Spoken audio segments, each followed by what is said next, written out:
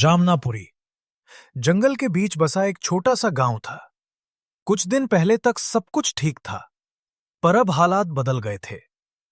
कुछ दिनों से शाम होते ही गांव वाले अपने अपने घरों में छुप जाते थे।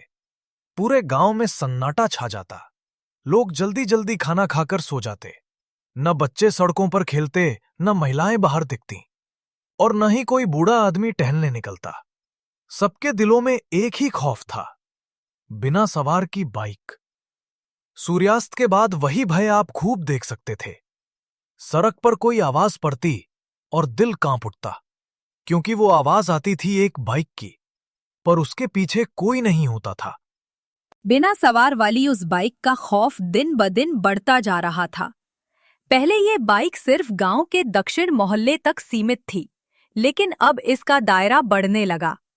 गांव की चौपाल तक पहुंचकर उसने लोगों की रूह कंपा दी। चौपाल पर शाम को चाय, समोसे और मोमोज की दुकानों पर हमेशा भीड़ रहती थी। बच्चे चटकारे लेते, बुजुर्ग गपशप करते और नौजवान हंसी मजाक में वक्त गुजारते। लेकिन जिस दिन वह बाइक चौपाल तक पहुंची, नजारा बिल्कुल बदल गया। मोमोज की दुकान पर बैठे लोग अचानक गड़गड़ाहट सुनकर चौंक पड़े। जब उन्होंने देखा कि धूल उड़ाते हुए वही डरावनी, बिना सवार की बाइक चौपाल में दाखिल हो रही है, तो सब चीखते चिल्लाते अपनी प्लेटें छोड़कर भाग खड़े हुए लगे और मोमोज की भाप अचानक ठंडी पड़ गई।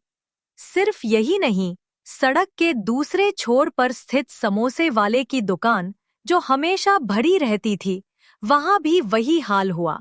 लोग आधा खाया समोसा छोड़कर भाग खड़े हुए। धीरे धीरे चौपाल वीरान होती गई। अब ना तो बच्चों की हंसी सुनाई देती, ना बुजुर्गों की खांसी, और ना ही कोई दुकानदार अपने ग्राहकों को बुलाता। गांव का दिल माने जाने वाला चौपाल अब डर का अड्डा बन चुका था। हर शाम ढलते ही लोग अपने घरों के दरवाजे कसकर बंद कर लेते और खिड़कियों से बाहर झांकने तक की हिम्मत नहीं जुटा पाते। लेकिन कहते हैं ना, हर रात के बाद सूर्योदय होता है। वैसे ही ये खबर पहुंची बदलापुर थाने के इंचार्ज इंस्पेक्टर सूरज तक। पूरी कहानी सुनकर सूरज के दिमाग में बस एक ही बात घूमने लगी। क्या ये बाइक वाकई किसी आत्मा का खेल है, या फिर किसी इंसानी चाल? इंस्पेक्टर सूरज के दिमाग में कुछ न कुछ खटबदा रहा था। उसे लग रहा था कि यह बाइक का मामला सीधा सादा नहीं है। तुरंत उसने अपनी पुलिस वैन स्टार्ट की और गांव के कुछ भरोसेमंद और महत्वपूर्ण लोगों को चौपाल पर बुलाकर बातचीत शुरू की। सूरज ने सीधा सवाल किया, आपके गांव में कितने ऐसे लोग हैं जिन्हें बाइक और मशीनों की तकनीक का अच्छा ज्ञान है, यानी जो बाइक में कोई भी बदलाव कर सके? गांव वाले पहले चुप हो गए, फिर धीरे धीरे सबके मुंह से एक ही नाम निकला, नंदू मैकेनिक। नंदू पूरे गांव में मशहूर था। उसके हाथों में अजीब सी कारीगरी थी। किसी भी बाइक को चुटकियों में ठीक कर देता। यह भी कहा जाता था कि वो मशीनों को लेकर कई अजीबोगरीब प्रयोग करता रहता था। गांव की संकरी गलियों से गुजरते हुए जब सूरज नंदू के घर पहुंचा, तो उसने देखा कि घर का दरवाजा आधा खुला है और भीतर से लोहे रगड़ने की अजीब आवाज आ रही है। साथ ही मिट्टी के तेल और मशीन ऑयल की गंध पूरे आंगन में फैली हुई थी।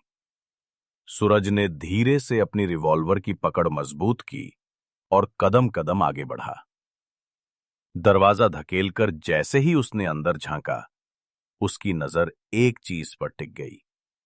एक काली बाइक जिसका इंजन खुला पड़ा था और बगल में कई अजीब सी तारें और औजार बिखरे हुए थे। वही काली बाइक थी जिससे पूरे गांव में डर का माहौल था। इंस्पेक्टर सूरज ने नंदू मैकेनिक को उसी वक्त हिरासत में ले लिया। गांव वाले चौपाल से देखते रहे जब पुलिस वैन धूल उड़ाती हुई थाने की ओर बढ़ी। थाने पहुंचते ही सूरज ने नंदू को इंटरोगेशन रूम में बैठाया। सामने रखी टेबल पर सूरज ने फाइल खोली और गहरी नजर नंदू पर डाली।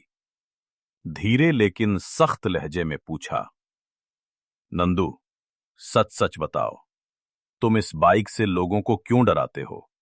क्या मकसद था तुम्हारा? कुछ पल तक नंदू चुप रहा।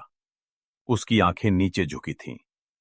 फिर हल्की हंसी के साथ बोला, साहब, डराना मेरा मकसद नहीं था, बस सिखाना चाहता था। सूरज ने भौहें चढ़ाईं। सिखाना? क्या सिखाना चाहता था तुम? नंदू ने गहरी सांस ली और बोला, गांव वाले मुझे पागल समझते थे, मेरी बातों पर हंसते थे। मैंने कहा था कि मशीनें भी सोच सकती हैं, पर किसी ने यकीन नहीं किया। तो मैंने बनाई वो बाइक, बिना सवार के चलने वाली बाइक। सोचा था जब वो सब डरेंगे तब उन्हें समझ आएगा कि मशीन इंसान से ज्यादा चालाक हो सकती है। सूरज ने कुर्सी से उठकर टेबल पर मुट्ठी मारी। तुम्हारी ये हरकत से पूरा गांव खौफ में जी रहा था। बच्चे स्कूल नहीं जा रहे थे, लोग रात को खाना खाकर डर के मारे सो रहे थे। ये खेल नहीं, अपराध है नंदू। नंदू चुप रहा। उसकी आंखों में पछतावा और डर दोनों झलक रहे थे। सूरज ने गार्ड को इशारा किया, इसे हवालात में डाल दो। नंदू की गिरफ्तारी के साथ ही गांव से उस रहस्यमयी बाइक का आतंक मिट गया और गांव फिर से पहले जैसी रौनक में लौट आया।